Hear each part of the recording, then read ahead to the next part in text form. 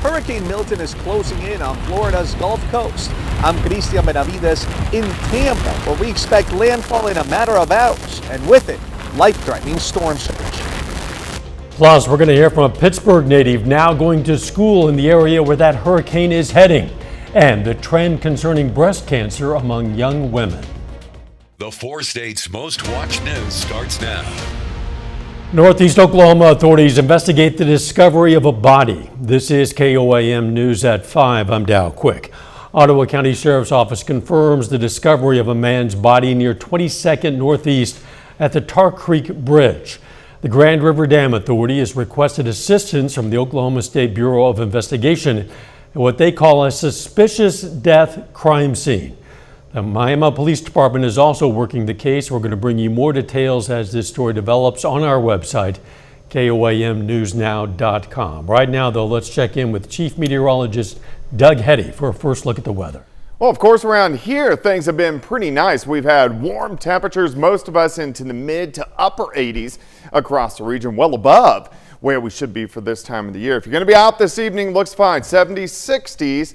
Eventually into the 50s later on tonight, and pretty much clear skies here. All eyes on Milton, though. You can see it's lost its eye wall as it has weakened just a bit, but look at on the radar, you can still see the eye, and it should make landfall here in the next 2 hours just south of Tampa. So they're experiencing winds that are going to be gusting 100, 110 miles per hour. In fact, we have a picture of Tampa right now, a live tower cam.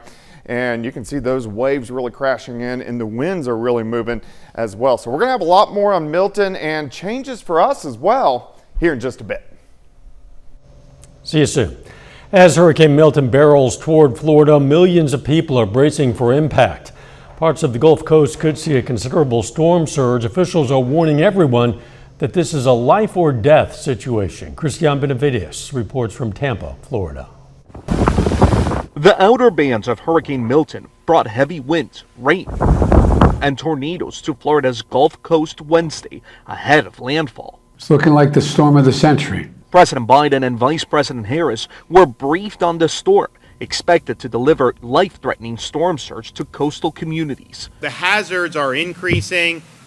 Depending where you are, it may not be safe, certainly to get on the interstate at this point. With time running out. We brought blankets, snacks, toiletries. About 1,000 people turned up at this shelter in West Bradenton, carrying what supplies they could. Everybody's worried about the same thing, do you have a home to come back to? Mass evacuations clogged state highways, with most gas stations in the Tampa area running dry. I've been here for 38 years.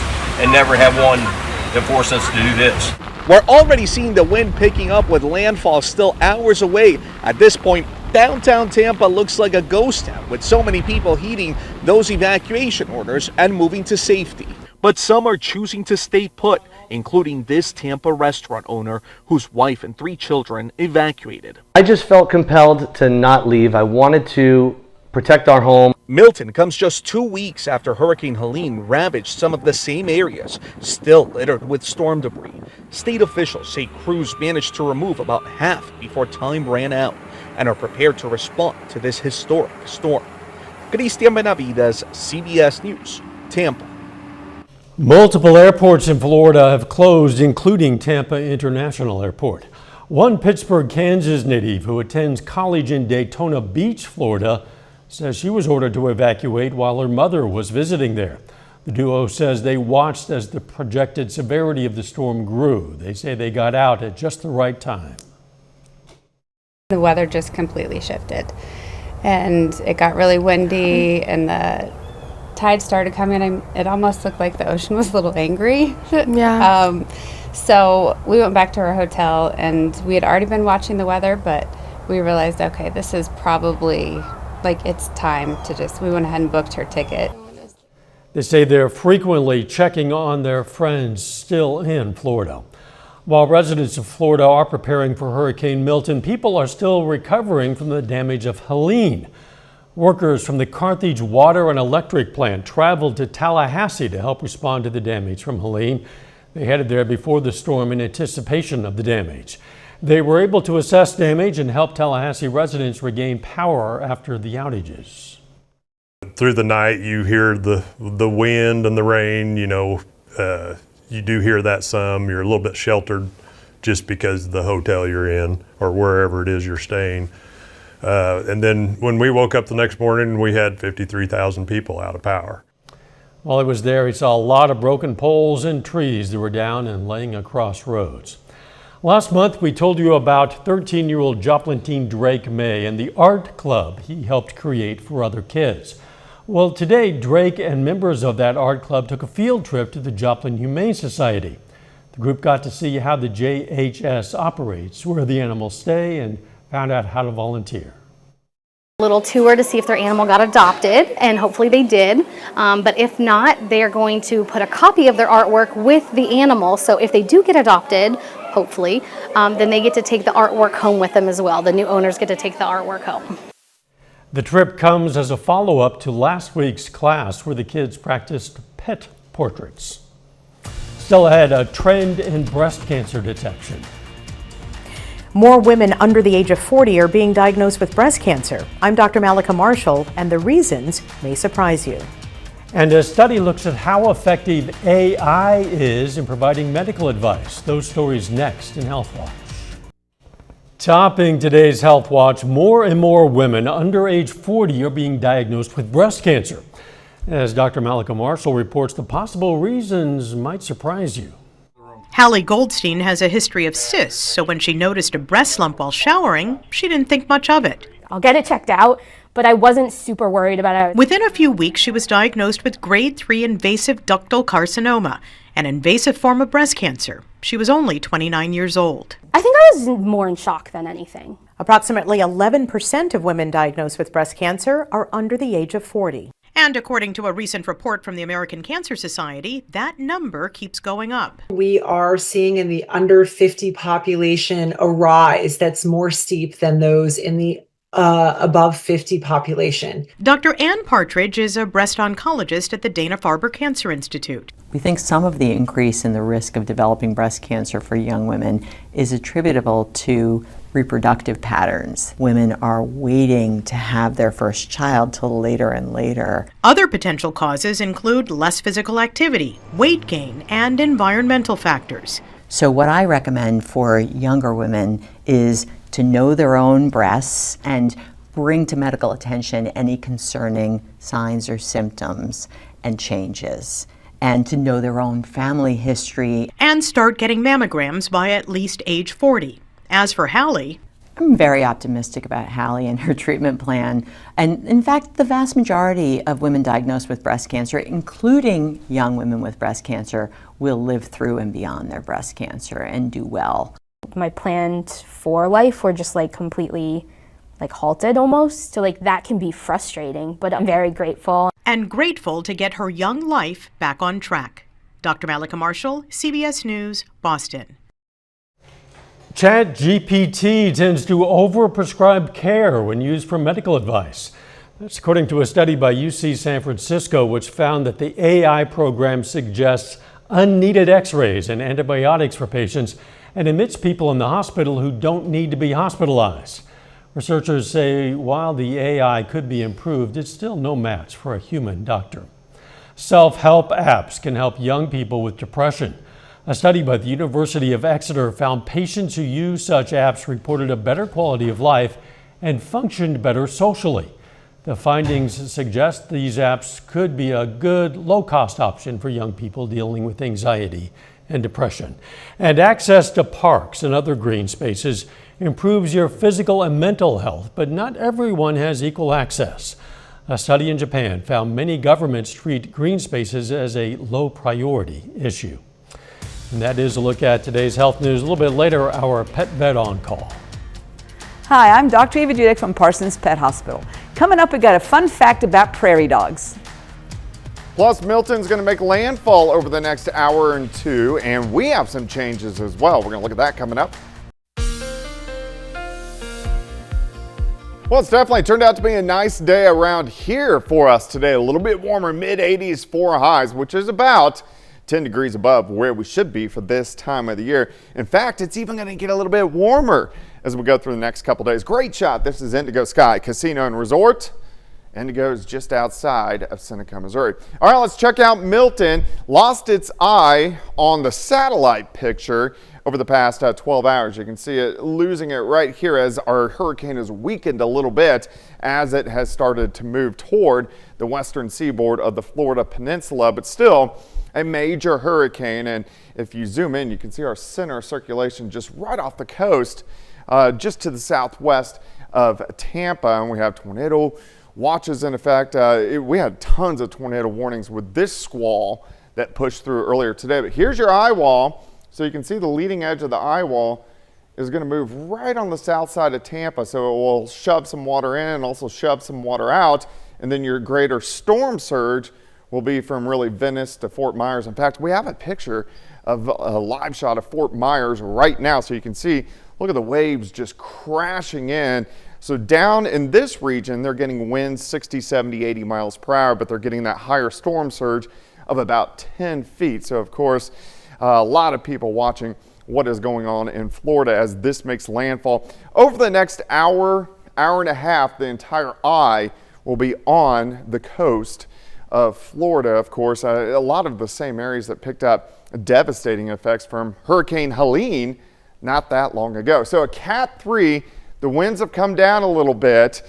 Still, major hurricane making landfall over the next couple hours, and it holds hurricane status as it slowly moves across the peninsula, and then it gets back out into the Atlantic Ocean as we go through the morning hours tomorrow. It's just not going to really resurface as a hurricane because the environment is not really conducive for hurricanes as you get out into the Atlantic Ocean.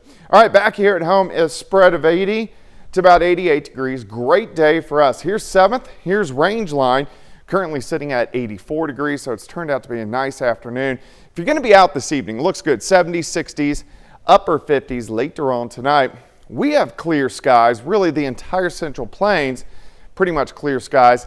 Not a whole bunch of action out to our west, but we do have this weak little kink in our upper level flow that will slide into our region late tonight and tomorrow. What that will do, it will give us some clouds, maybe a random shower tomorrow morning on the Kansas and the Oklahoma side. Here 6 a.m., a few little showers popping up, but kind of falling apart as these push east. But we will have partly cloudy skies. Tomorrow temperatures will go into the mid 80s once again for afternoon highs. Starting at 55, 79 by noon, up to 86 degrees as we get into the afternoon hours. 87 on Friday, 90 on Saturday. So on Saturday, we're going to be pressing record highs. Now, look at the strong cold front. We drop into the 60s for highs on Monday, could get a few morning showers Sunday. Overnight lows, lower 40s. That's a big change, but still no good chances for rain for a good 7, 8, 9, 10 days away. Wow, that's a long time. In the meantime, some chilly overnights. Yeah, not bad. Thanks, Doug. How more people are using artificial intelligence to help with holiday shopping. Topping today's Consumer Watch, millions of Americans are already shopping for holiday gifts, and many are using the latest technology to find that perfect present. Reporter Megan Schiller explains. Forget the outdated browse and buy strategy. Young shoppers want the help of artificial intelligence this year. I use AI for ideas. So like that ChatGPT, it's all the ideas, it gives you a list. A new survey from Fiverr shows 54% of Gen Z is using AI to assist with holiday shopping. Fiverr's Laura Podesta says the tech can be used in several ways. Some Gen Zers said that they plan to use ChatGPT to find the best prices. Some are using AI to search for gifts. We put a prompt in ChatGPT asking for Christmas gift ideas for my aunt who loves birds and knitting, and the results were not too bad. A stylish bird feeder, a luxury yarn, or online knitting classes. Google also offers AI results for gift ideas. Podesta says retailers think these features will capture the shopping habits of Gen Zers. We know that 70% of businesses plan to invest in AI. 39% are upping their social media ads. 35% are investing in influencer marketing strategies. So they do believe they have a good hold on who their customer is and where their customer is. And stores hope AI can lead to higher sales. 43% of Gen Zers say they do plan on spending more for holiday shopping this year than last year. I'm Megan Schiller, CBS News, Pittsburgh. 14 state attorneys general are suing TikTok. They allege the app harms children's mental health by using addictive features to keep kids glued to the platform, pointing out that some young people were harmed or died due to viral challenges. In a statement, a TikTok spokesperson called the claims inaccurate and misleading and said the company is deeply committed to the work they've been doing to protect teens. JetBlue is dropping hot meals for coach passengers on transatlantic flights. Instead, the air carrier will serve cold menu options in collaboration with salad and healthy food company Dig. JetBlue offers daily transatlantic flights between the U.S. and 5 European cities. And an original Stormtrooper helmet from the 1977 Star Wars film A New Hope is expected to fetch up to $625,000 at Prop Store auction in the United Kingdom next month. The helmet is specifically known as a Sand Trooper helmet and is from the iconic "These are not the droids you're looking for" scene. Other items for auction include a helmet from the 2000 Russell Crowe film Gladiator and this ghost face mask signed by Henry Winkler, the actor who wore it in the film Scream. Our Pet Vet on Call is ahead, but first, another record day for stock prices.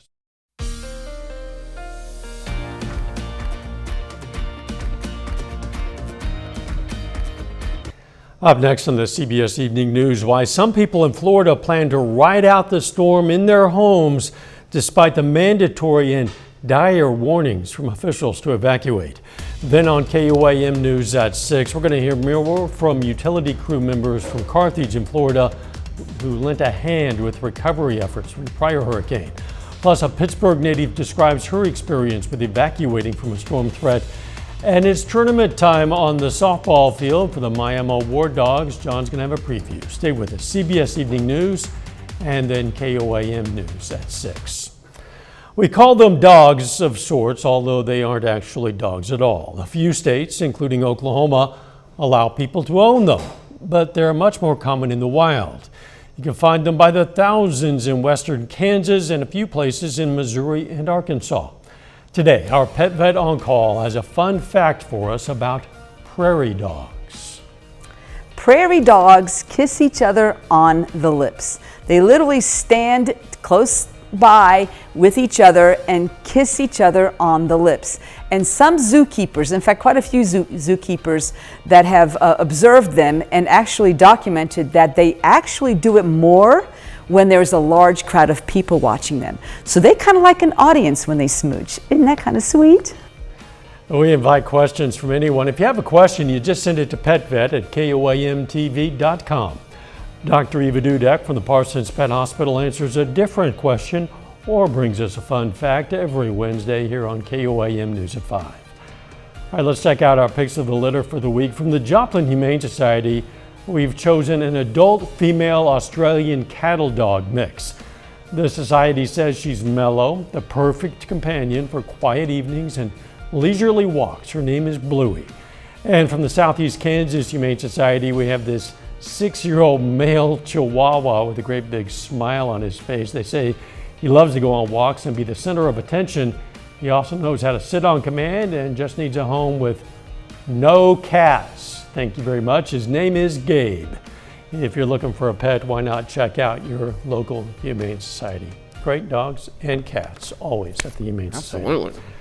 The weather, Doug. Yeah, we look pretty good here. We are heating up a bit over the next couple days. We could get a random shower on the Kansas or Oklahoma side tomorrow morning. Near record highs on Saturday and then cooling down early next week. Of course, tonight at 6, we'll have the latest on Hurricane Milton, which is about ready to make landfall. Wow. Thanks for joining us. CBS Evening News is next. And of course, we will be right back here at 6. Let's make it a great evening.